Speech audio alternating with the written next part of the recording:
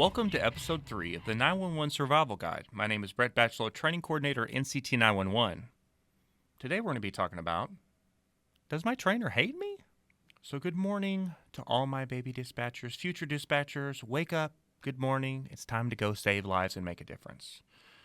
As you're starting in this new career, training is a big part of it. There's a lot of things. And as you're going through the process, you may say to yourself, does my trainer hate me? Well, the answer is no. Spoiler alert, they don't. But there's so much to learn in the process, it's not going to be easy. It's going to be difficult. Once you get assigned to your training officer, your communications training officer, CTO, after you've completed your classroom, book portion, comes the hands-on, and where we really start getting working. And as trainers, we have to figure out how to cram all of our knowledge and information into you so you can do the job. And it's not like we all wish. We wish it was like Matrix and we could just upload all that information and just snap our fingers and be ready to go. But we try to do everything we can, invest our time, put our efforts into our trainees. But as trainers, we expect our trainees to also put in a lot of effort as well. This job is not one that you can just do between the hours you work.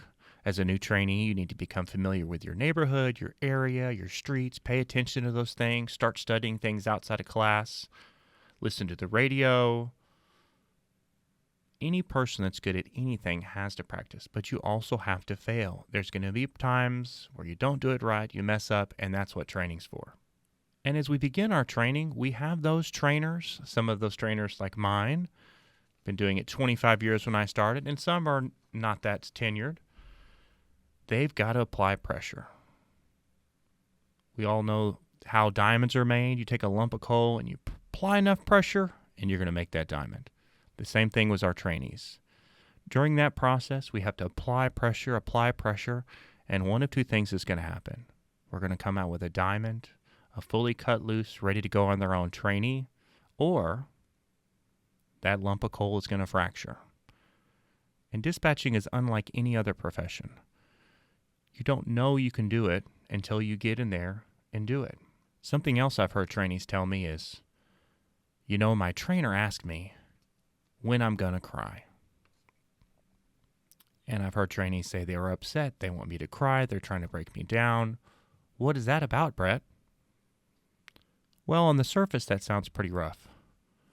But what they're trying to do is they're trying to see if you're going to get back up after you fall down. In dispatching, like life, it's not how well you do when it's easy, but how well you do when it's hard.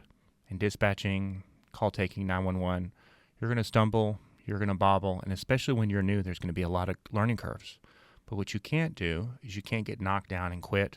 Take your hands off the keyboard, stop listening to the radio, stop listening to your caller. If you have to pull yourself back up, get back in the saddle and realize it's okay, I made a mistake, I'm going to learn from it, I'm going to move forward. It's the process of seeing if you can do the job. Because there's going to be times when you get worn out, you get upset, and it's difficult. But we need to make sure that once you get back up, dust yourself off, you start grinding again. You know the old saying, what doesn't kill you makes you stronger. What doesn't kill you gives you XP.